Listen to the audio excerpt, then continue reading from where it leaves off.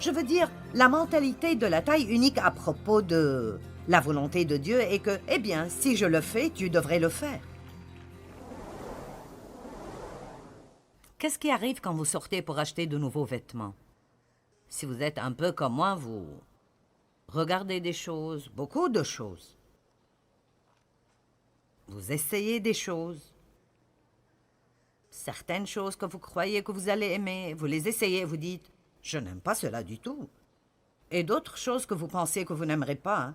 Si quelqu'un vous convainc de les essayer, ce qui est difficile, vous dites « C'est en fait vraiment beau, je ne pensais pas que ça m'irait, mais… » En fait, ce n'est pas mal. J'ai dû passer 2 fois par l'expérience de prendre des amis faire du shopping, et elles avaient des opinions très fermes de ce qu'elles porteraient ou ne porteraient pas. Et j'essayais de les aider à avoir une nouvelle mentalité parce que je sentais qu'il y aurait beaucoup d'autres choses qui leur iraient vraiment bien. Et à la fin, si vous pouvez faire essayer des choses différentes aux gens, ils vous diront « Eh bien, oui, ce n'est pas mal. » Alors, prétendons que je fais du shopping et nous allons relier ceci à trouver la volonté de Dieu. Maintenant, pour certaines choses, il ne me faut pas longtemps pour comprendre que ce n'est pas moi. Qu'en pensez-vous? Non? Non, nous savons tous que ce n'est pas moi. D'accord, disons plutôt… Et celui-là? Ne pensez-vous pas que ceci m'irait bien? Je ne sais pas comment ils ont pensé que j'essaierais ça. Ils l'ont scotché au cintre. D'accord, voyons. Ouh! Je sais ce que mon mari dirait. Tu ne peux pas porter ceci, on peut voir à travers. Mon Dieu, je dois passer par un examen minutieux à chaque fois que je m'habille avec Dave. Ah, eh bien, peut-être que j'essaierai celle-là juste pour voir ce qu'on en pense. Oh, mon Dieu!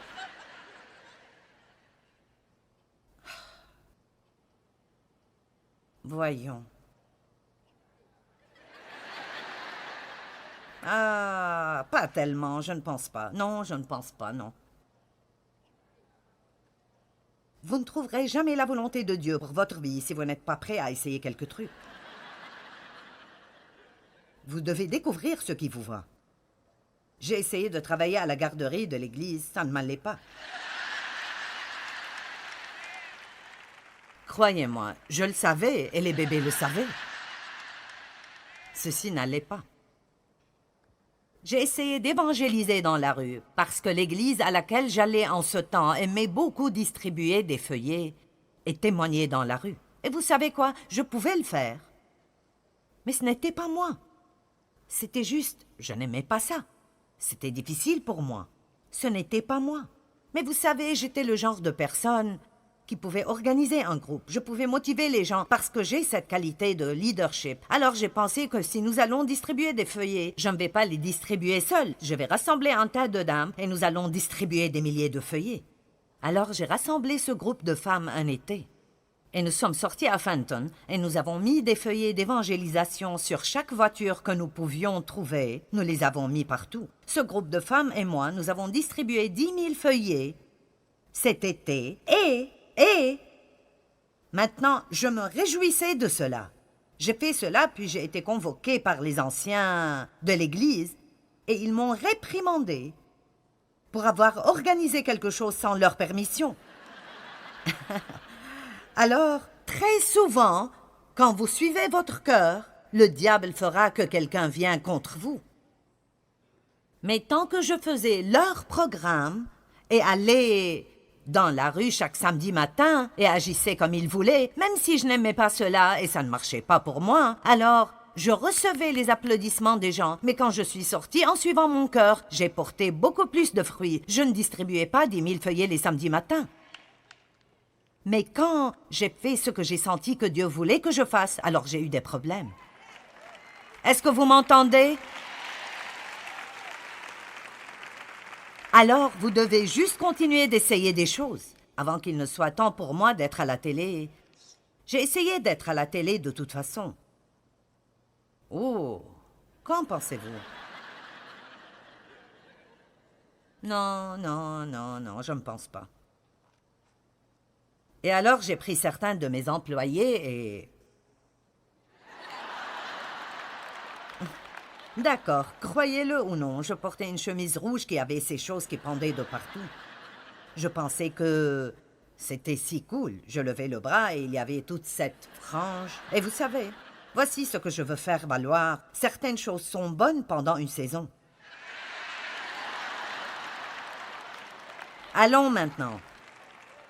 Il y a peut-être certaines choses que vous faites dans vos vies qui sont la volonté de Dieu pour cette saison.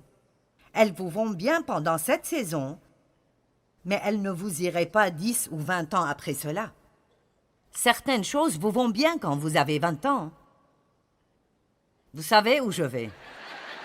Qui ne vous vont pas quand vous avez 50 ans. Amen? Alors n'ayez pas peur d'essayer des choses. Maintenant, il y a des choses dont les gens vous disent que tout le monde peut les faire. Ça s'appelle la taille unique.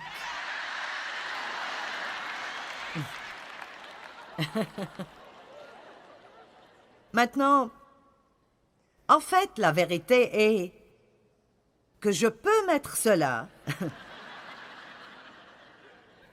mais ça me décoifferait. Vous savez bien que je ne peux pas supporter cela. Mais voilà, nous avons les petits bras là. Je veux dire, la mentalité de la taille unique à propos de la volonté de Dieu est que, eh bien, si je le fais, tu devrais le faire. Je ne pense même pas que cela m'irait. Ginger l'a porté, elle est meilleure que je le suis. Vous ne pouvez pas aller faire quelque chose juste parce que quelqu'un d'autre le fait. Juste parce que ça lui va. Je me fiche de ce que ce soit une taille unique. Je suis peut-être celle à qui ça ne va pas. Toute femme de pasteur n'a pas besoin de diriger le groupe de dames et jouer au piano. Allez, alléluia! En fait, toute femme de pasteur n'est même pas obligée de travailler à l'église si ce n'est pas qu'elle veut faire.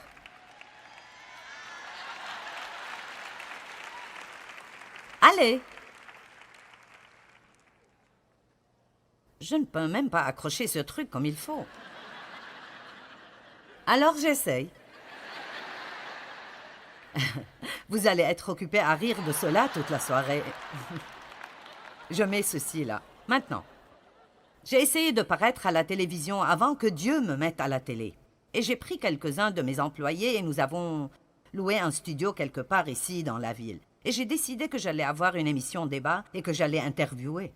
J'ai pris 5 dames avec moi et nous avons préparé les places et nous avions 2 caméras louées avec nous et nous étions sur une chaîne du câble. Et le seul problème était que je posais les questions de l'interview et puis je ne les laissais pas y répondre, je répondais à la question. Alors personne d'autre que moi ne pouvait dire quoi que ce soit parce que je ne me taisais pas assez pour interviewer qui que ce soit. Et j'ai toujours un problème avec cela. Et je reçois des lettres qui disent « Si Joyce a des invités, elle devrait les laisser parler. » Alors ils ont essayé de m'entraîner. Vous savez, j'ai essayé tellement de choses. J'ai essayé de témoigner, de travailler à la garderie. J'ai essayé de jouer de la guitare. J'ai essayé tout ce que vous pourriez imaginer. Et puis j'ai finalement essayé d'enseigner. Oups, ça a marché.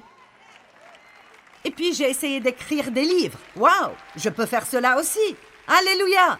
Puis quand Dieu m'a mise à la télé au bon moment, génial, ça marche. Maintenant, nous sommes partout dans le monde, dans près de 80 langues différentes. Cela paraît être Dieu. J'ai finalement trouvé quelque chose qui me va bien. Ouh! Mon manteau préféré.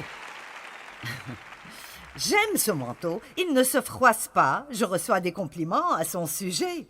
Vous voyez, quand vous faites ce qui est bon pour vous, vous le saurez et tout le reste du monde le saura. Certains seront peut-être jaloux, mais ils le sauront. Amen. Allez, donnez gloire à Dieu.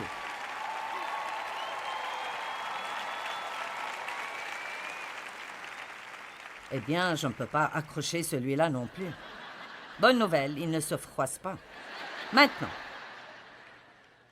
si vous comptez découvrir ce que Dieu veut que vous fassiez, essayez certaines choses. Vous pouvez rester dans votre petit bateau ennuyant où vous pouvez essayer de marcher sur l'eau. Les personnes qui essayent des choses font des erreurs. Les gens qui essayent des choses sont parfois jugés et critiqués. Mais les gens qui essayent des choses sont les gens qui accomplissent des choses.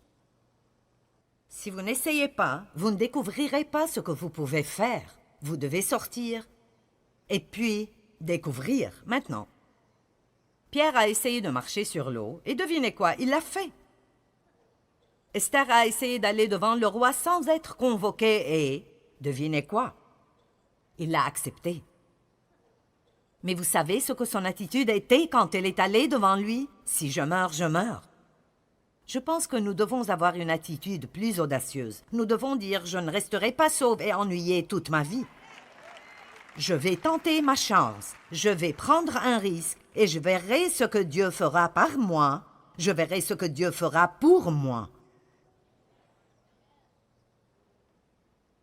Dans Actes chapitre 16, j'aime ces versets. Nous ne prendrons pas le temps de voir cela, mais Paul et Silas, il est écrit qu'ils sont allés de ville en ville pour prêcher. Il y a 5 versets ici qui sont intéressants. Et il dit qu'ils ont essayé d'aller dans cette ville, et Jésus ne le leur permettait pas. Puis ils sont allés dans cette ville, puis ils sont allés dans cette ville, et le Saint-Esprit ne le leur permettait pas. Et puis ils sont allés dans cette ville, et puis cette ville. Mais ce que j'aime dans ceci est qu'ils savaient qu'ils étaient appelés à prêcher, et alors ils ont commencé à aller d'une chose à l'autre pour voir qu'est-ce qui marcherait. Et vous savez quoi? Paul était un grand apôtre, mais il n'entendait pas parfaitement de Dieu.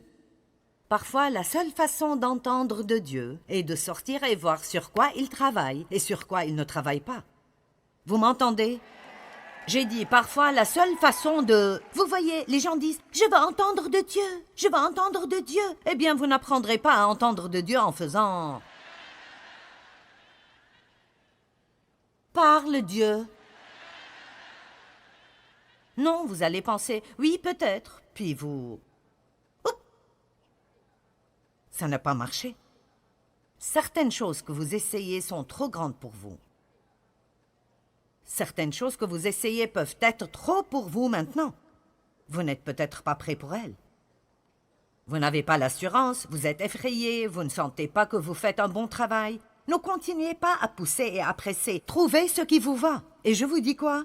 Plus vous vieillissez, plus c'est important pour vous que ce que vous portez est confortable. Amen. Je vous dis quoi? Je portais mes vêtements même s'ils ne sont pas confortables s'ils étaient mignons. Est-ce que vous me suivez vraiment? Vous savez, les gens pensent que c'est mignon d'être sur la plateforme et ils le feraient, même si ce n'est vraiment pas ce qui leur convient. Et ça fait d'eux une boule de nerfs. Et ils finissent par être stressés tout le temps. Ils ne font même pas un bon travail. Juste parce que quelque chose est mignon, ça ne veut pas dire que ça vous irait. Je ne les porte pas juste parce qu'ils sont mignons. Ça doit être confortable. Je ne veux pas que ce soit trop serré à la taille. Je ne veux pas que ça me démange. Je ne veux pas que ça me gratte. Je ne veux pas que ça gêne ici.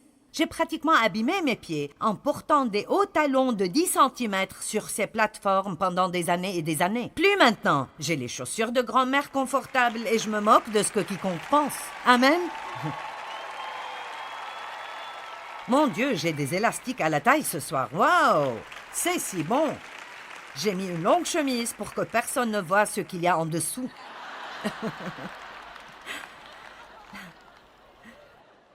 Et puis, il y a certaines choses que vous essayez de mettre qui sont peut-être trop petites. Bon, voyons. J'ai vu celle-là qui pendait sur un cintre.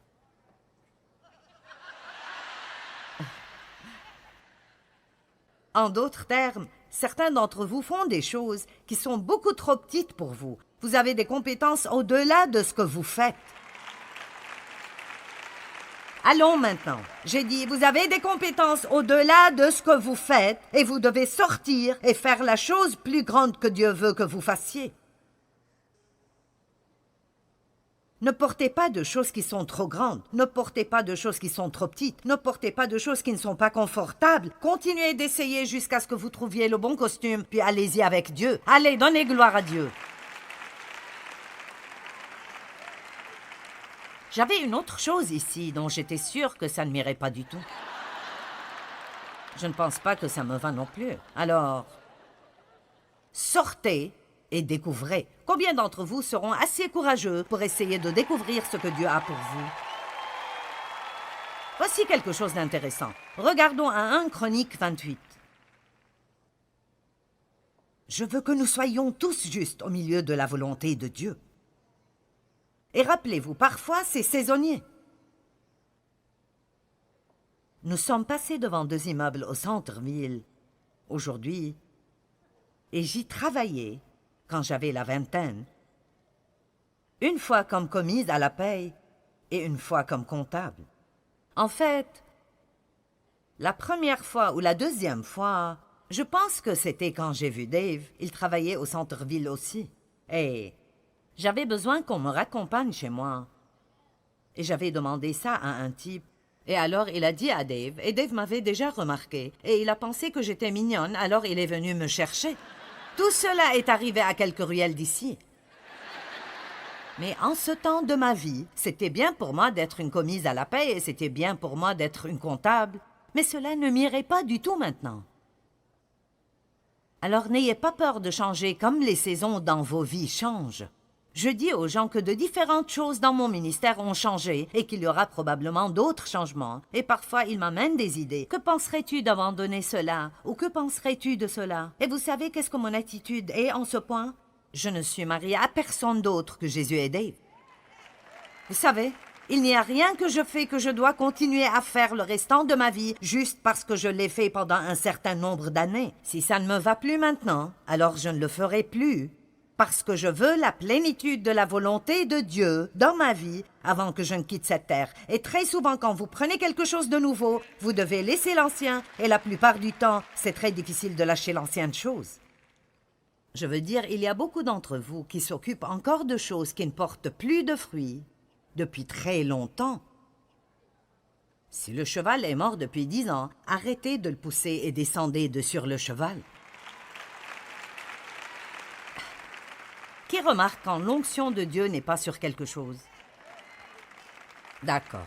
Si Dieu n'y est pas, vous ne voulez pas y être. Vous savez, David a voulu bâtir un temple pour Dieu. Il voulait bâtir un temple pour l'arche, comme maison de repos pour Dieu.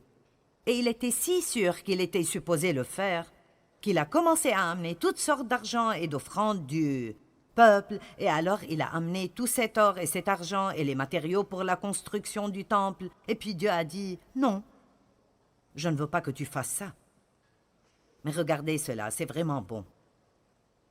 Et le roi David se leva sur ses pieds et dit, « Écoutez-moi, mes frères et mon peuple. J'avais dans le cœur de bâtir une maison de repos pour l'arche de l'Alliance de l'Éternel et pour le marchepied de notre Dieu. Et j'ai fait des préparatifs pour bâtir. » Donc, il a ressenti que quelque chose était bon. Il est sorti et a essayé de le faire. Mais Dieu me dit, « Tu ne bâtiras pas une maison à mon nom pour ma présence, car tu es un homme de guerre et tu as versé le sang. » Maintenant, j'aurais pensé, je ne pourrai jamais rien faire parce que j'ai été une mauvaise personne. Et l'Éternel, le Dieu d'Israël, m'a choisi de toute la maison de mon père pour être roi sur Israël à toujours. Et puis il continue et il dit d'autres choses. Mais voici la clé. Dieu a dit, tu ne peux pas me bâtir une maison. Tu ne peux pas faire cela, mais tu peux être roi. Alors ce n'était pas qu'il ne pouvait rien faire. C'était juste que d'après la volonté de Dieu, comme il avait versé le sang, ça ne l'arrêterait pas d'être roi, mais il ne pouvait pas bâtir la maison de repos de l'arche. Et alors, même si Dieu vous dit que vous ne pouvez pas faire ceci, cela ne veut pas dire que vous ne pouvez pas faire cela. Si c'était moi, j'aurais pensé, eh bien, mon Dieu, si je ne peux pas te bâtir une maison, comment puis-je être roi? Donc nous devons juste suivre le commandement de Dieu. Amen. J'ai essayé d'être la secrétaire de mon pasteur, et ça n'a pas marché. En fait, il est là, pasteur Shelton. Je faisais partie de son église et j'ai essayé d'être sa secrétaire et j'ai été virée à la fin de la journée.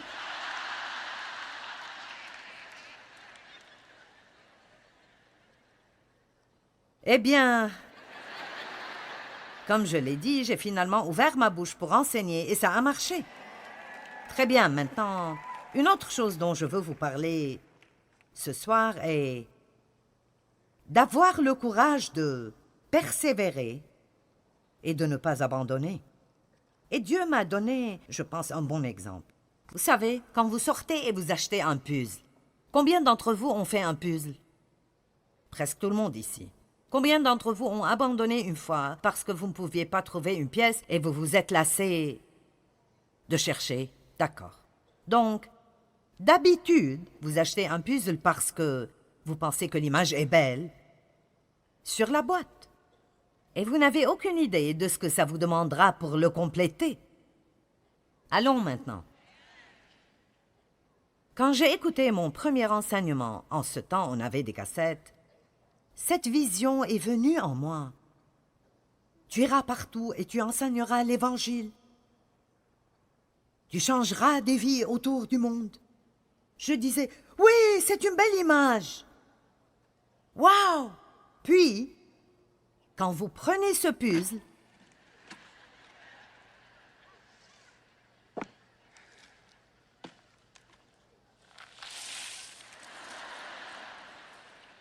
oh mon Dieu, dans quoi me suis-je embarqué?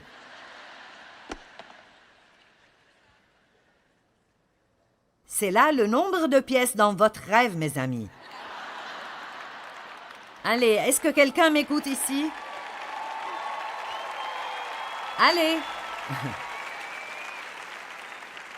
Oui, vous me voyez ici maintenant, et c'est des applaudissements, et waouh, waouh, waouh, waouh. Eh bien, où étiez-vous quand je ramassais du crabe dessous la table du banquet, où j'allais enseigner à 10 autres personnes, quelque part ici à Saint Louis, pendant la 30e année de suite? Vous savez, je veux dire, dans ce puzzle, il y a beaucoup de ciel, et il y a beaucoup d'herbe. Et je ne sais pas pour vous, mais j'ai été si fatiguée de compléter le ciel dans ma vie que j'étais sur le point d'exploser. Combien d'entre vous comprennent ce que je veux dire? Cela veut dire que vous faites la même chose, encore et encore et encore et encore. Et vous ne voulez pas abandonner cela, mais vous pensez, si je dois faire cela une fois de plus, je m'arracherai les cheveux avec la racine. Est-ce que vous me comprenez? Lisa, tu comprends cela, n'est-ce pas? Amen? Et toi aussi, Chris, tu comprends cela? Tu voudras utiliser mon exemple de puzzle quelque part. Oui, tu prendras ça, n'est-ce pas? Tu as déjà dit à Nick, amène-moi un puzzle. Je vous le dis, je ne peux rien garder pour moi, ce n'est pas juste. Nous commençons d'habitude par trouver les 4 coins. Ils sont faciles. Puis, nous faisons le contour.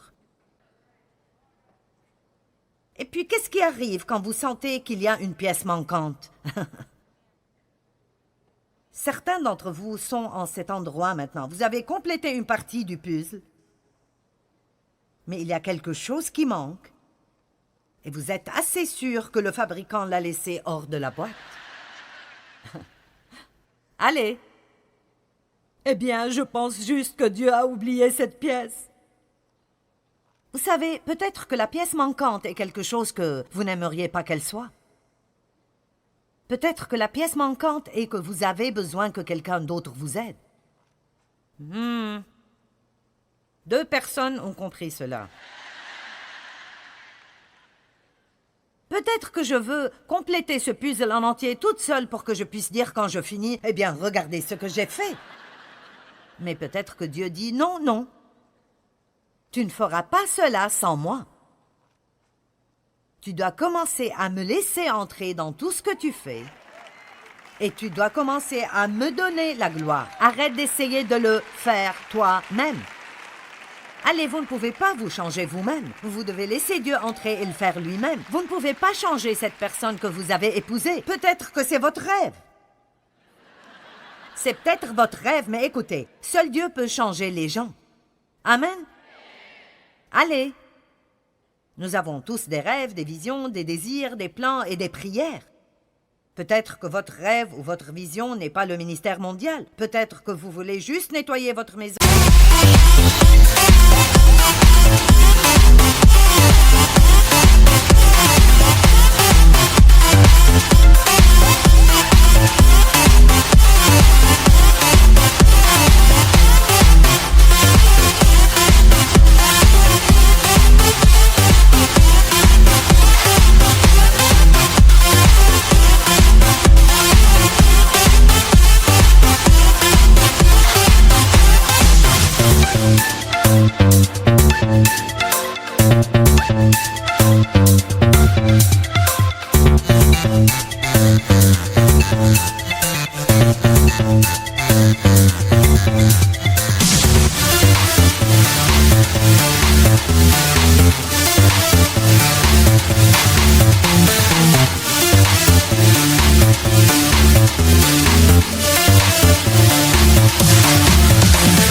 sortir des dettes, je ne sais pas. Peut-être que vous voulez que votre mari se rase, ou vous voulez perdre du poids. Je ne sais pas ce que c'est que vous voulez. Mais l'essentiel est que les rêves se réalisent avec beaucoup de travail et de l'effort. Vous priez et vous attendez, priez et attendez, priez et attendez. Par la foi et la patience, nous héritons des promesses de Dieu. Et il y a beaucoup de pièces dans le puzzle de la vie. Mais toutes choses travaillent ensemble pour le bien. Tout ce qui arrive dans vos vies maintenant, si vous faites confiance en Dieu, je me moque de ce que c'est, tout va finir bien, mais pas avant que ça ne s'ajoute à d'autres choses qui vont venir dont vous n'êtes pas au courant.